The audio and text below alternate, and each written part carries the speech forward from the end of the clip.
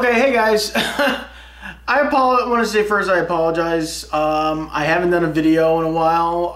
At the time being, like I said, in my last one I was moving. So I hadn't had a chance to actually do a video because the internet at my parents' place sucks. And apparently my stepfather never heard of upgrading, and uploading a video was nearly impossible. But I know there's been a lot going on in comics-wise and everything, especially with now the new DC reboot and the new 52 going on. I have a couple of them, but I'm going to talk about the recent ones that just recently came out that I have. Mostly a little something for the ladies. You know, it's mostly all female comics that I picked up because I picked up Supergirl and Catwoman and Wonder Woman. So let's just... But let's just go straight to Wonder Woman. Wonder Woman seems like a nice read. It's starting over.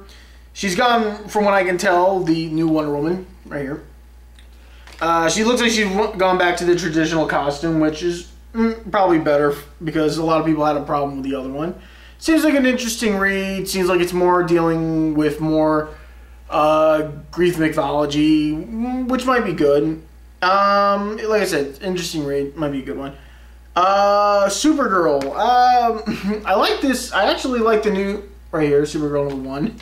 I actually like the new costume, a little bit. Not too sure about the boots though. I mean, seems a little too much, the strapping and stuff. But like I said, this one's good too. Mostly it's just inner monologuing for the whole comic. I mean, there is action going on, but it's mostly inner thoughts and monologues talking through Supergirl. And a nice read. Let's see here. And then I'll move on to Catwoman. #1, the new one here. Actually, before I get into this, so like I said, I mean, it's nice seeing Selena getting her own comic. But recently, there's been a lot going on, a lot of talking going on recently. In an article I want to bring up, you probably read it. It's an article going around because of the new, what was it, the Red Hood Outlaw #1. Now, I didn't pick that one up. Now, I might have to go back out and get it because it's bringing a lot of controversy going on right now. Because basically, the only female character, well, the female character in this, Starfire, who we mostly know from the Teen Titans books, basically is just sleeping around with both characters, the Red Hood and Speedy.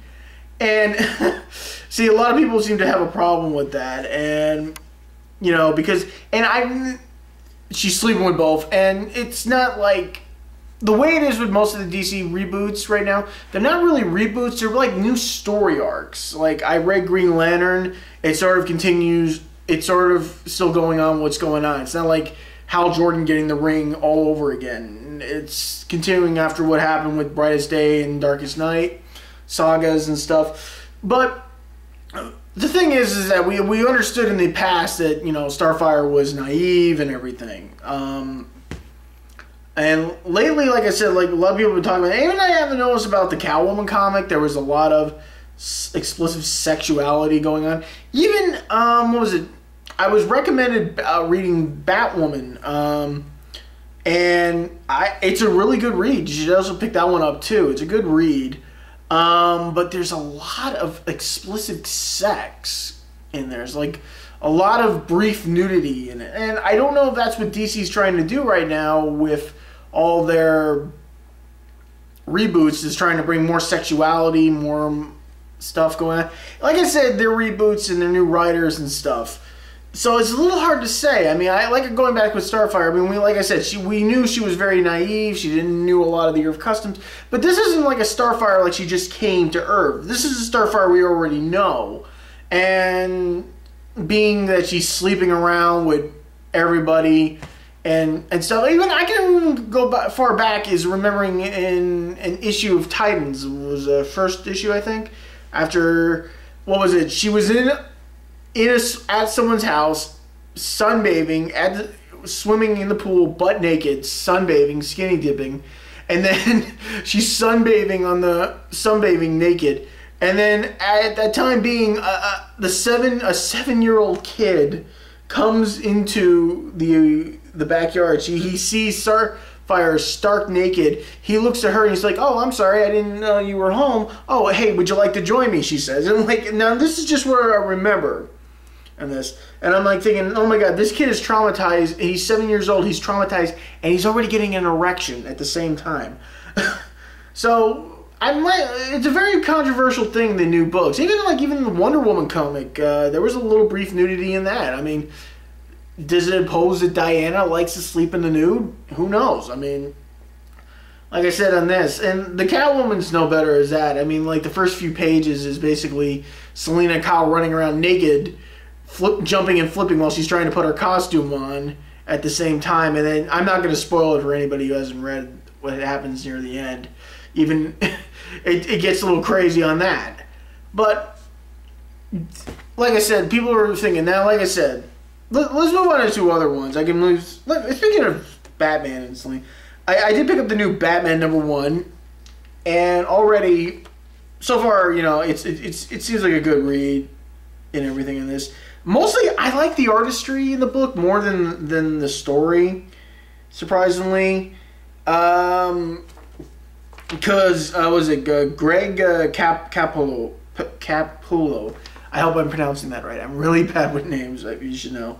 I loved his artistry, he did the cover, and he does the artistry. I love his work. It's probably one of the reasons why back in like the 90s and 2000, I was reading only Spawn comics, because I loved the artistry that was in the books, because they were really done really well, and he was one of my favorite artists back then. See, back then, believe it or not, when I was getting comics and into comics and stuff, I was mostly interested in artwork than more plot and character development, because at that time being, I was learning how to draw and stuff. But like I said, I'm glad to see Greg on this book, and I hope he sticks with it for a while and stuff. The last one I picked up was The Blue Beetle, and it's a good story. It's a reboot, but it's a good story, and pretty much everyone knows Blue Beetle. I mean, the story, the origins and stuff. I never got into Blue Beetle in the early years, but recently I've gotten into Blue Beetle, and now he's got a reboot. I believe this book is a good way to help readers getting into Blue Beetle as a good start. If you haven't read Blue Beetle before, this book here is basically a good start for anyone, because Blue Beetle is a good character. It mostly deals with the mech suit and the Hispanic kid. I can't remember his name right now. My head is like, I'm still moving in, so my head's like all over the place right now. So that's basically it. Like I said, I mean, the DC reboots have been pretty good. I know there have been a few of them that recently came out that I want to talk about, and that have kind of bugged me a little bit, but then I read them and understood. But then there are some that just I don't get just yet, that may not be. I'm not sure. There's still a few more coming out. We'll see how that goes. And I'll try to get back with weekly editions while I can and everything. So just letting you know that I'm back. I got a new place. I got a new setup going up soon. And hopefully that'll be it. All right. Thanks.